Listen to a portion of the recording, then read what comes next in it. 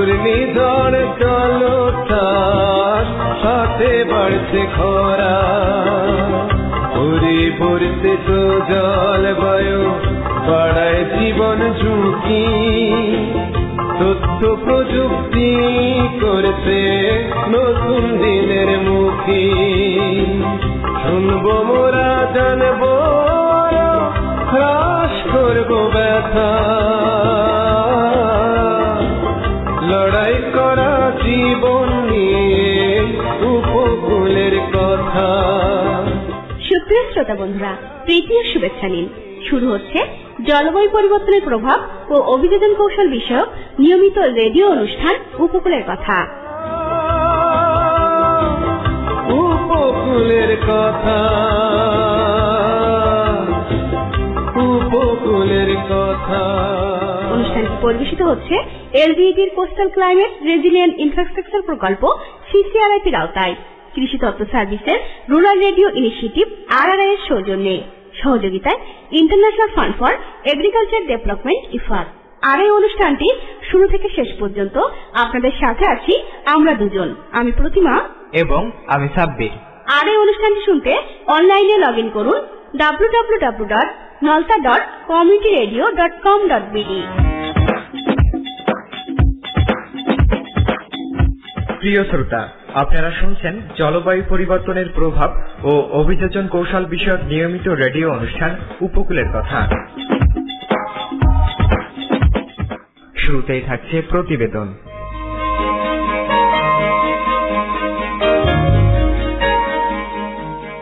পরিবেশের ওপর ইটভাটার বিরূপ প্রভাবের কথা বিবেচনা করে এবং পরিবেশ ও জীববৈচিত্র্য সংরক্ষণ ও উন্নয়নের সাথে নানা প্রযুক্তিগত উৎকর্ষ সাধিত হয়েছে।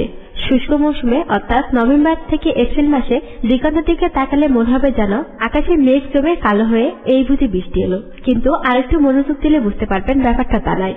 আসলে ইটভাটাগুলোতে ইট পোড়ানোর কালো ধোঁয়া আকাশ আচ্ছন্ন করে ফেলেছে। এখানে শেষ নয়, পরিবেশ দূষণ ছাড়াও ইটভাটাগুলো ফসলি জমি, ভূপরিস্থ মাটি, ভূগর্ভস্থ পানি ও জ্বালানি অপচয় করে থাকে।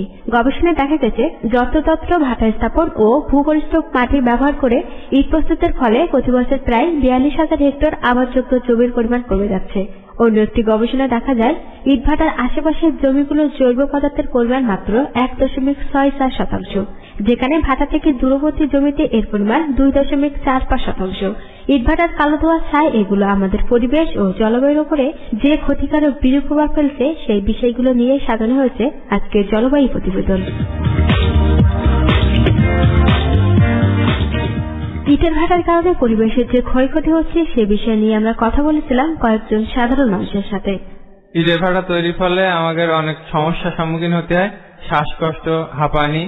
তাছাড়া ইটের কালো ধোঁয়ার কারণে আশপাশে যে সমস্ত গাছগুলো থাকে গাছের পাতা শুকিয়ে যায় অনেক সময় তাপে।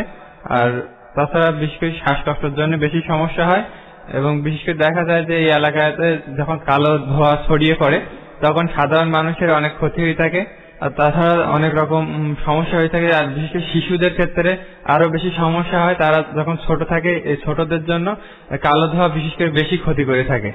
ইটের ভাটা থেকে নির্গত যে কালো ধোঁয়া, এই ধোঁয়াটা কিন্তু ওই আশেপাশে অনেক এলাকায় ছড়িয়ে পড়ছে। এই ছড়িয়ে পড়লে কি হয়, ওর যে কালো ধোঁয়া এটা মানুষের দেহে খুব ক্ষতি করে, যেমন যক্ষা, হাঁপানি, ব্রঙ্কাইটিস, তারপরে শীতকালের এখন বিভিন্ন সমস্যা, তারপরে মানুষের ক্যান্সার ও ফুসফুস কিন্তু ক্যান্সার পর্যন্ত হতে পারে। আমাদের এই অঞ্চলে দক্ষিণ পশ্চিম অঞ্চলে অপরিকল্পিতভাবে কিছু ব্যক্তি যারা অপরিকল্পিতভাবে ইটের ভাটা তৈরি করে ইট পোড়াচ্ছে, এর ফলে আমাদের পরিবেশের ব্যাপক ক্ষতি হচ্ছে। বিশেষ করে কালো ধোঁয়ার কারণে স্থানীয় অনেক ফসলি জমিতে ইট ভাটা করার কারণে অনেকে ফসল ক্ষতিগ্রস্ত হচ্ছে, গাছপালা বৃক্ষ ক্ষতিগ্রস্ত হচ্ছে, পাশাপাশি কালো ধোঁয়ায় এলাকার মানুষের বসবাস ক্ষতিগ্রস্ত হচ্ছে। ইটের ভাটার কারণে আমাদের পরিবেশের উপর কি কি ক্ষতি হচ্ছে এবং এর হাত থেকে আমরা নিজেদের কি করে রক্ষা করতে পারি তা জানতে আমরা কথা বলেছিলাম পরিবেশ ও জলবায়ু বিশেষজ্ঞের সাথে। ইটের ভাটা আসলে মাটিকে একটা নির্দিষ্ট শেপে নিয়ে ইট তৈরি করা হয়, যেখানে জ্বালানি হিসেবে পোড়ানো হয়, বিভিন্ন বনাঞ্চল ধ্বংস করে জ্বালানি হিসেবে কাঠ পোড়ানো হয় বা কয়লা ব্যবহার করা হয়। সবসময় খেয়াল করে দেখবেন, যেখানে ইটের ভাটা আছে তার আশেপাশে বিভিন্ন জায়গায় ঘাস এবং বড় বড় যেসব গাছগুলো আছে, আম গাছ, জাম গাছ ইত্যাদি, দেখবেন মারা যায়। এর কারণ হচ্ছে সেখানে তৈরি করা হয়, সেখানে যে টেম্পারেচার হয় এইটা পরিবেশের জন্য খুব ক্ষতিকর, এবং এটা আশেপাশে এই টেম্পারেচারের কারণে ওখানে যে অণুজীবগুলো থাকে মাটির ভিতরে, ফলে বিভিন্ন কম্পোনেন্টে সংরক্ষণের মাধ্যমে মাটির গুণাগুণ ঠিক রাখে। ইটের ভাটা যে কালো ধোঁয়া, এটা তো পরিবেশের জন্য খুবই ক্ষতিকর। এবং দেখবেন যে যেখানে ইটের ভাটা আছে তার থেকে 1 কিলোমিটার 1.5 কিলোমিটার আশেপাশেও দেখবেন বিভিন্ন বিল্ডিং এ গায়ে কালো কালো ছোপ ছোপ দায়। বায়ুর ওই এলাকায় বায়ুতে কার্বনের পরিমাণ, সালফারের পরিমাণ, মানে সক নক, মানে বিভিন্ন ধরনের যে সালফারের অক্সাইড, কার্বনের অক্সাইড, এগুলোর পরিমাণ বেড়ে যায়। এটা স্বাস্থ্যের জন্য খুবই হুমকিস্বরূপ। ইটের ভাটার যে কালো ধোঁয়া, এটা করতে গেলে হচ্ছে যে ইট তো আমাদের জন্য খুবই প্রয়োজনীয়, কিন্তু যেটা করতে হবে সেটা হচ্ছে যে বাংলাদেশ গভর্নমেন্টের কিছু রুলস আছে এবং পরিবেশ ব্যবস্থাপনা নিজস্ব কিছু রুলস আছে, এগুলো মেনে, যেমন হচ্ছে বিভিন্ন ইটের ভাটাতে দেখা যায় যে 2-3 লেয়ারের স্তরের চিমনি ব্যবহার করা হয়। সে রুলসে সম্ভবত 120 মিটার উপরে যদি এই কালো ধোঁয়াটা নির্গত করা যায়, তাহলে এটা ইনভার্সন লেয়ার বলে বায়ুমণ্ডলে, ওই লেয়ারের উপরে চলে যায়, তখন এটা অতটা ক্ষতিকর হয় না। কিন্তু সাধারণত দেখা যায় খুব বড় উঁচু চিমনি আমাদের ইট ভাটাগুলোতে থাকে না। আরো ভালো হয় যদি এই চিমনিগুলোর ভিতরে সরাসরি বায়ুতে আমরা যদি নির্গত না করি, এখানে যদি কোনো ফিল্টারের ব্যবস্থা করি, বা এই চিমনিগুলোর ভিতরে আমরা যদি কোনো স্ক্রাবার বলে এগুলো যদি আমরা এখানে ইনস্টল করতে পারি, সেই ক্ষেত্রে আরো ভালো হবে। যে যখন একটা বাতাসে কার্বন ডাই অক্সাইডের পরিমাণ বেড়ে যায়, যেটা আসলে আমরা মানুষ কি করে, অক্সিজেন নেই, কার্বন ডাই অক্সাইড, এখন বাতাস থেকে যে অক্সিজেনটা আমরা নিচ্ছি তাতে যদি কার্বন ডাই অক্সাইডের পরিমাণ বেড়ে যায়, এবং এটা স্বাস্থ্যের জন্য, শ্বাস প্রশ্বাসের জন্য ফুসফুসের ক্ষতি হবে, আমাদের জীবন আয়ুকে কমিয়ে নিয়ে যাবে, এবং বিভিন্ন ধরনের এই থেকে উপসর্গ বিভিন্ন ধরনের রোগ হতে পারে। যেমন বায়ু যদি দূষণ হয় তাহলে মানুষের স্কিন ডিজিজ হতে পারে, এবং আরো যদি কোনো আস্তে আস্তে কার্সিনোজেনের দিকে যায় তাহলে বিভিন্ন ধরনের স্কিন ক্যান্সারে পরিণত হতে পারে। যারা প্রেগনেন্ট প্রসূতি মা, তাদের জন্য এটা খুবই ক্ষতিকর।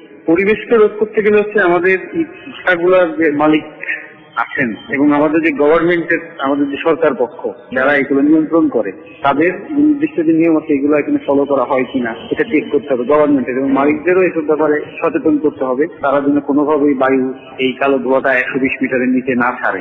কথা বিবেচনা করে আমাদের যেটা করতে হবে সেটা হলো, যেসব এলাকায় ইট ভাটা আছে, তার আশেপাশে যেসব মানুষ বসবাস করে, তাদের বাড়ি ঘর সবসময় পরিষ্কার রাখার জন্য তাদের সবসময় পরিষ্কার রাখতে হবে। এবং মানুষদের হচ্ছে ওইসব অঞ্চলে সাধারণত বাইরে যখন বের হয় তারা যদি একটু মাস্ক ব্যবহার করে, মুখোশ ব্যবহার করে, কাশ্মীর সাথে ওইটা ঢুকলো না, 1-1.5 কিলোমিটার বাইরে গিয়ে তারা মাস্কটা ব্যবহার করলো না, কিন্তু ওইসব অঞ্চলে যখন চলাফেরা করবে সেটার জন্য ব্যবহার করে, বিশেষ করে প্রসূতি মা এবং বাচ্চা, তাহলে এটা থেকে কিছুটা পরিত্রাণ পাওয়া যাবে। এতক্ষণ ইটের ভাটার কালো ধোঁয়া সম্পর্কে বলছিলেন পরিবেশ ও জলবায়ু বিশেষজ্ঞ চন্দন কুমার পাল।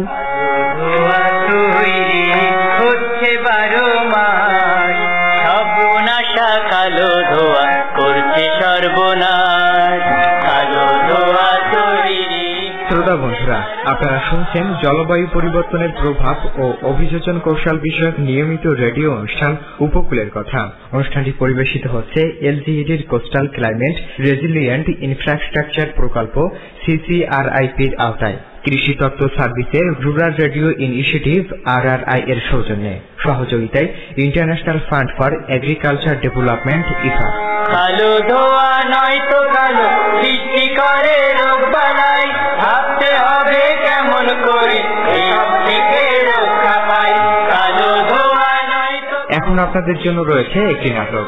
নাটকটি রচনায় SK বাবু, পরিবেশনায় চণ্ডীপুর শ্রোতা সংঘের সদস্যবৃন্দ।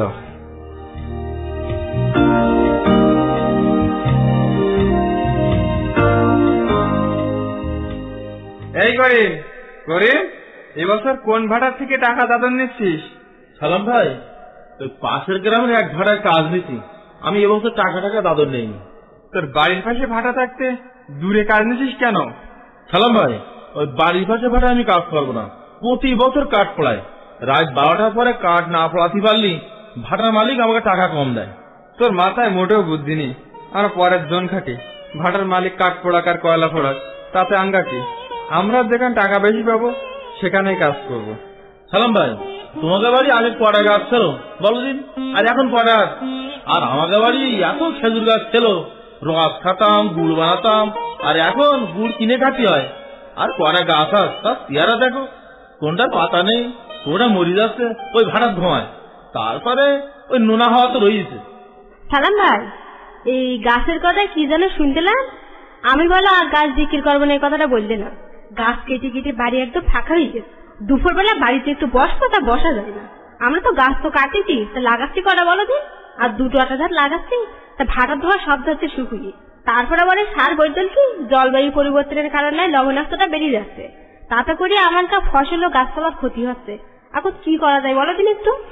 রমেশা ভাবি, ও রমেশা ভাবি, গাছের কথা কি জন্য শুনলাম? আরে স্যার যে, তা ভালো আছেন স্যার আপনি? এত সময় আপনার কথা আমরা বলছিলাম। হ্যাঁ ভালো আছি। তা দেখো, গাছ আমাদের বাঁচিয়ে রেখেছে। গাছ পরিবেশের ভারসাম্য বজায় রাখে। গাছ না থাকলে কিন্তু আমরা কেউ বাঁচবো না। স্যার একটা কথা বলবো? হ্যাঁ বলো। স্যার, আমার বাড়ির পাশে যে ভাটা রয়েছে না, বিরাট কাঠ পোড়ায় ওখানে। অনেকের বলেছি নিষেধ কর, কিন্তু কোনো কাজ হয়নি। কাঠ পোড়ায়? বলো কি? তা তো আমি জানি না। সরকার কাঠ পোড়ানো বন্ধ করে দিয়েছে, তারপরেও কাঠ পোড়াচ্ছে। আচ্ছা, কি করা যায় আমরা দেখছি। ও করিম, সালাম, তোমরাও আমার সাথে একটু থানায় চলো তো। এ কথা শুনে আর বসে থাকা যায় না। একে তো জলবায়ু পরিবর্তনের কারণে গাছপালার আগের মতো হচ্ছে না, তারপরে যদি এরা এত গাছ কেটে ফেলে, তারপরে আমরা বাঁচবো কিভাবে?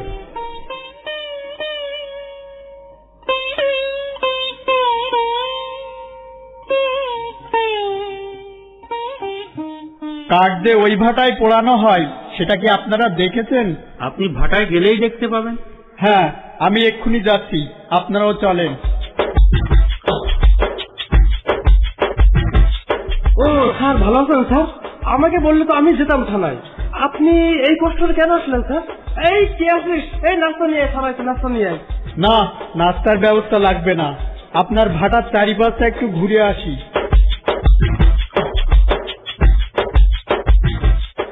আচ্ছা, পেপারটা উঁচু করুন তো। এ কি, এত কাঠ? আপনারা কাঠ পোড়ান? চলেন, থানায় চলেন। স্যার এই অল্প কিছু স্যার, স্যার এবারের মতো আমাকে মাফ করে দেন স্যার। স্যার আমি কান ধরে বলছি স্যার, আমি আর কাঠ পোড়াবো না স্যার। মজিদ সাহেব, আপনারা কি বলেন? হ্যাঁ, উনি যখন দোষ স্বীকার করে আর করবেন না বলছেন, তখন এবারের মতো মাফ করে দেন। আলতাফ সাহেব, এবারের মতো আপনাকে মাফ করে দিলাম। এবার থেকে কোনোদিন কাঠ পোড়ালে আপনাকে আইনে সোপর্দ করব। ঠিক আছে স্যার, আর কাঠ পোড়াবো না স্যার। আর আপনার ভাটার কিডনিটা নষ্ট হয়ে ধোঁয়া নিচ দিয়ে বেরোচ্ছে। স্যার আমি আপনাদের কথা দিচ্ছি, আমি খুব শিগগিরই এই চিমনি ঠিক করবো স্যার। এবং দেখলাম করিমের কটা গাছও নষ্ট হয়ে গেছে। গাছ নষ্ট হয়ে যাওয়া বাবদ আপনি করিমকে কিছু টাকা দিয়ে দেবেন। স্যার ঠিক আছে স্যার, আমি করিমকে গাছের জন্য টাকা দিয়ে দেবো স্যার। বন্ধ করি গাছ কাটা, পরিবেশ বন্ধ হোক ইটের ভাটা।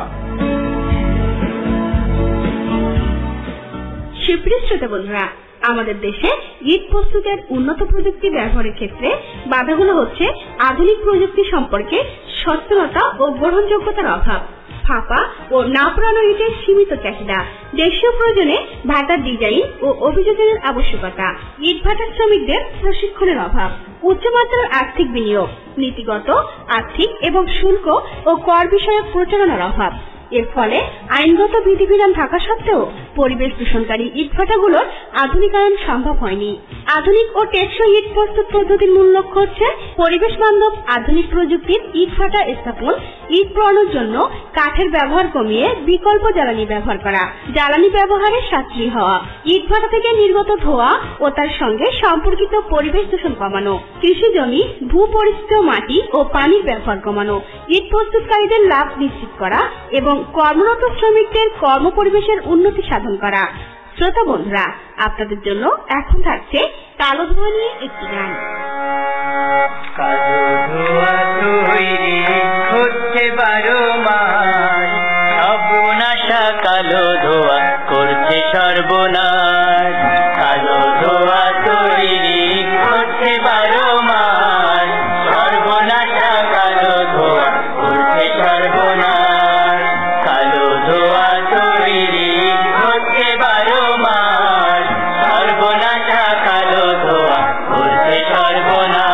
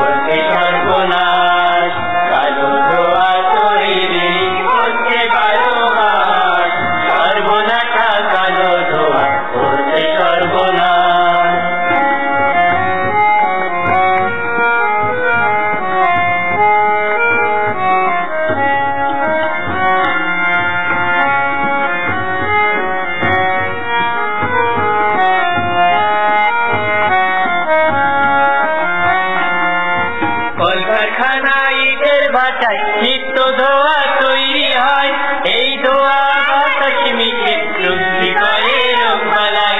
কলকারখানা ইটের ভাটায় নিত্য ধোয়া তৈরি হয়, এই ধোয়া বাতাস মিশে রুদ্ধি করে রোগবালাই। কালো ধোয়া তৈরি হচ্ছে 12 মাস, সর্বনাশা কালো ধোয়া করছে সর্বনাশ। কালো ধোয়া তৈরি হচ্ছে 12 মাস, সর্বনাশা কালো ধোয়া করছে সর্বনাশ। ওরে সর্বনাশা কালো ধোয়া করছে সর্বনাশ, সর্বনাশা কালো ধোয়া করছে সর্বনাশ, সর্বনাশা কালো ধোয়া করছে সর্বনাশ। বন্ধুরা, আপনারা এতক্ষণ শুনছিলেন জলবায়ু পরিবর্তনের প্রভাব ও অভিযোজন কৌশল বিষয়ক নিয়মিত রেডিও অনুষ্ঠান উপকূলের কথা। অনুষ্ঠানটি পরিবেশিত হচ্ছে এলজিইডির কোস্টাল ক্লাইমেট রেজিলিয়েন্ট ইনফ্রাস্ট্রাকচার প্রকল্প CCRIP-র আওতায় কৃষি তত্ত্ব সার্ভিসের রুরাল রেডিও ইনিশিয়েটিভ RRI এর সৌজন্যে, সহযোগিতায় international fund for agriculture development IFA। আজকের অনুষ্ঠানের আয়োজন এ পর্যন্তই। বিদায় নেওয়ার আগে জানিয়ে দিচ্ছি, অনুষ্ঠানটির গবেষণায় ছিলেন মোহাম্মদ মঞ্জুর হোসেন, গ্রহণতনায় সাইফুদ্দিন সবুজ, উপস্থাপনায় ছিলাম আমি সাব্বির ও আমি প্রতিমা, শব্দ ধারণ রাশিদ আক্তার, সম্পাদনা অ্যান্টনি গোমেজ, ব্যবস্থাপনায় আমিনুল ইসলাম দুলাল ও মোহাম্মদ হাসান, প্রযোজনা সেলিম শাহরিয়ার, পরিচালনা ডক্টর মোহাম্মদ জাহাঙ্গীর আলম। যেখানেই থাকুন ভালো থাকুন, নিরাপদে থাকুন আর শুনতে থাকুন রেডিও নলতা 99.2 FM। সোনা ফলা জমি লোনা জলে ভরা, ঘূর্ণিঝড় জলোচ্ছ্বাস সাথে বাড়ছে খরা, ঘুরে পড়তে তো জলবায়ু বাড়ায় জীবন ঝুঁকি, তথ্য প্রযুক্তি করতে নতুন দিনের মুখী, শুনবো মোরা জানবো হ্রাস করবো ব্যথা, লড়াই করা জীবন নিয়ে উপকূলের কথা, লড়াই করা জীবন নিয়ে উপকূলের কথা, উপকূলের কথা, উপকূলের কথা, উপকূলের কথা।